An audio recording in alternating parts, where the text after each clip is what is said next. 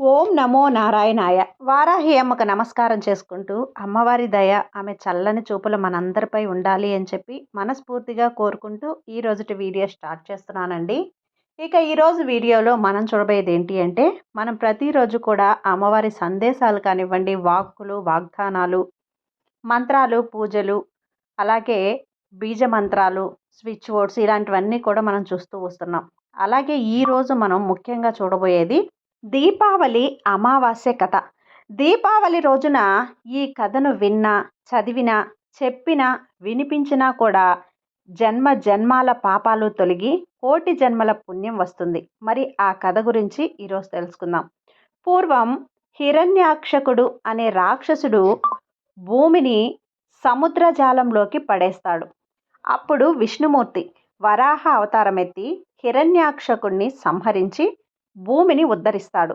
ఆ సమయంలో హిరణ్యాక్షకుడు తన ప్రభావం వలన భూదేవికి అసురుడైన నరకాసురుడు జన్మిస్తాడు.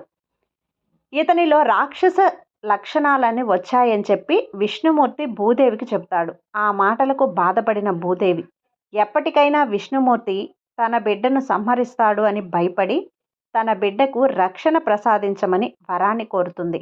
అందుకు విష్ణుమూర్తి అంగీకరించి కన్నతల్లి చేతుల్లోనే ఇతనికి మరణం ఉందని హెచ్చరించి వెళ్ళిపోతాడు. ఏ తల్లి తన బిడ్డను చంపుకోదని భావించిన భూదేవి ఎంతో సంతోషిస్తుంది. అయితే జనక మహారాజు పర్యవేక్షణలో నరకాసురుడు పెరిగి ఎంతో శక్తివంతుడుగా మారుతాడు. ఆ తర్వాత నరకాసురుడు కామాఖ్యను రాజధానిగా చేసుకొని ప్రజ్ఞోత్యపురమును అనే రాజ్యాన్ని పరిపాలిస్తూ ఉంటాడు. ఇక కామాఖ్యలోని అమ్మవారిని తల్లిలా భావిస్తూ పూజలు చేస్తూ ఉండేవాడు. తన రాజ్యంలోని ప్రజలందరినీ ఎంతో చక్కగా పరిపాలించేవాడు నరకాసురుడు. ఈ విధంగా కొన్ని యుగాలు గడుస్తాయి. అయితే ద్వాపర యుగంలో అతనికి బాణాసురుడితో పరిచయం ఏర్పడుతుంది. అది కాస్త స్నేహంగా మారుతుంది. అయితే బాణాసురుడు స్త్రీలను తల్లిలాగా భావించడాన్ని ఒప్పుకునేవాడు కాదు. అతని దృష్టిలో స్త్రీ ఒక భోగ వస్తువు. ఈ ప్రభావంతో నరకాసురుడు మెల్లగా అమ్మవారి పూజ నిలిపే స్థాయికి వెళ్ళిపోయింది. ప్రపంచంలోని ఇతర రాజ్యాల మీద దండయాత్ర చేసి ఆయా రాజ్యాలలోని రాజకుమార్తెలనందరినీ బలవంతంగా ఎత్తుకొచ్చి తన రాజ్యంలో బంధించి వివాహమాడేందుకు ప్రయత్నాలు చేసేవాడు. అలా అహంకారంతో ప్రవర్తిస్తున్న నరకాసురుడు ఒకసారి స్వర్గం మీద కూడా దండయాత్ర చేసి అతిథి మాత చెవి కుండలాలను తస్కరించి దేవతలను, దేవమాతను అవమానించాడు. అక్కడే అసలు కథ ఆరంభమైంది. నరకాసురుడ వ్యవహారం శైలిపై దేవతలు విష్ణుమూర్తి అవతారమైన శ్రీకృష్ణుడి వద్దకు వెళ్ళి వివరించారు.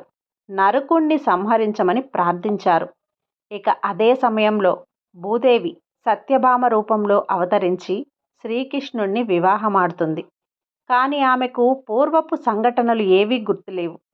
ఈ సత్యభామ శ్రీకృష్ణుడితో నేను కూడా మీతో పాటు యుద్ధానికి వస్తానని చెప్పి వెళ్తుంది. దానికి సమ్మతించిన శ్రీకృష్ణుడు సత్యభామతో కలిసి అశ్వసైన్యంతో వెళ్తాడు. అక్కడ శ్రీకృష్ణుడికి నరకాసురుడికి మధ్య ప్రారంభమైనటువంటి యుద్ధం ఉగ్రరూపం దాల్చుతుంది. కానీ విష్ణుమూర్తి ఇచ్చిన వరప్రభావం వల్ల నరకుణ్ణి సంహరించడం సాధ్యపడదు. దీంతో యుద్ధం మధ్యలో శ్రీకృష్ణుడు మూర్ఛపోయినట్లు నటిస్తాడు. అయితే తన కళ్ళ ముందే భర్త మూర్ఛపోవడాన్ని చూసి సత్యభామాదేవి ఎక్కడలేని కోపాన్ని తెచ్చుకుంటుంది. వెంటనే విల్లు ధరించి తన పుత్రుడైన నరకాసురుడి మీద బాణాన్ని వేస్తుంది. దీంతో నరకాసురుడు తన తల్లి చేతిలోనే మరణిస్తాడు. అలా నరకుడు చనిపోయిన రోజుని నరక చతుర్దశి అంటారు. ఆ రోజు అమావాస్య కావటంతో వారికి ఆహ్వానం పలికేందుకు దీపాలు వెలిగించారని అప్పట్నుంచి ప్రతి సంవత్సరం ఆశ్వయుజ మాసం కృష్ణ చతుర్దశి రోజు వచ్చే దీపావళిని ప్రజలు ఆనందంగా జరుపుకుంటున్నారని పురాణ కథనం. ఈ రోజున నరకాసురుడి బొమ్మలు తయారు చేసి కాల్చేస్తూ ఉంటారు. అలా దీపాలు వెలిగించి పండుగ జరుపుకునే పరంపర నేటికీ కూడా జరుగుతూ ఉందని పురాణాలు చెబుతున్నాయి. దేవతలు, రాక్షసులు అమృతం కోసం పాల సముద్రాన్ని చిలుకుతూ ఉండగా లక్ష్మీదేవి ఉద్భవించింది. ఈ రోజున దీపావళిగా చెప్తారు. అష్టైశ్వర్యాలను ప్రసాదించే లక్ష్మీదేవిని దీపావళి రోజు సాయంత్రం పూజించడం చాలా విశేషమైనదిగా భావిస్తారు. ఇక మహాభారతంలో కౌరవులు సాగించిన మాయాజ్యోతుల్లో ఓడిన పాండవులు అరణ్యవాసం చేస్తారు.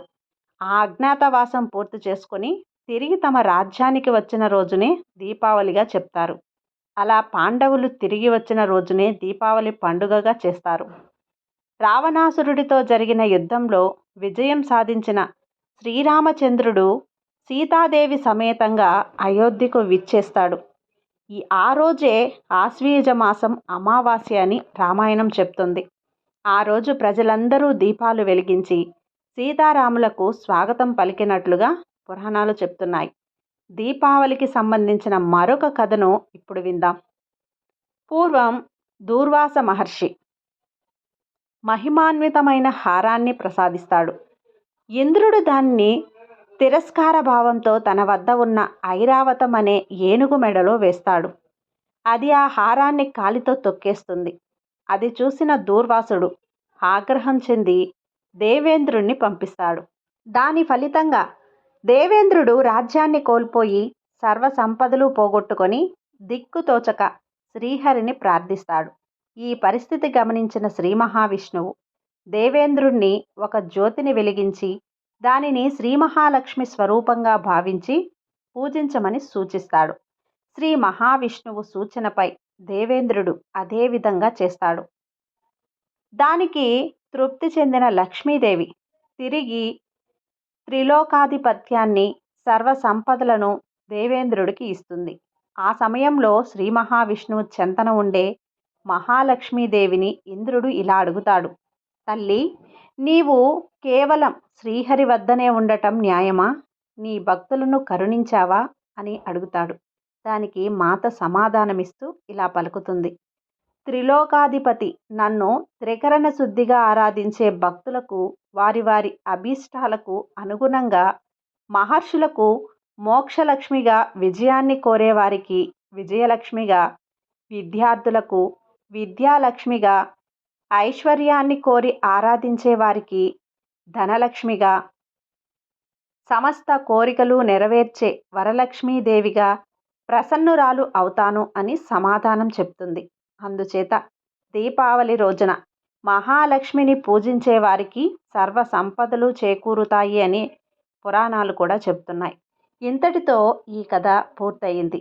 ఈ కథ మీకు నచ్చినట్లయితే లైక్ చేసి సబ్స్క్రైబ్ చేయండి. మరికొంతమంది భక్తులకు షేర్ చేయండి. సర్వే జన సుఖినో భవంతు. జై వారాహి మాత.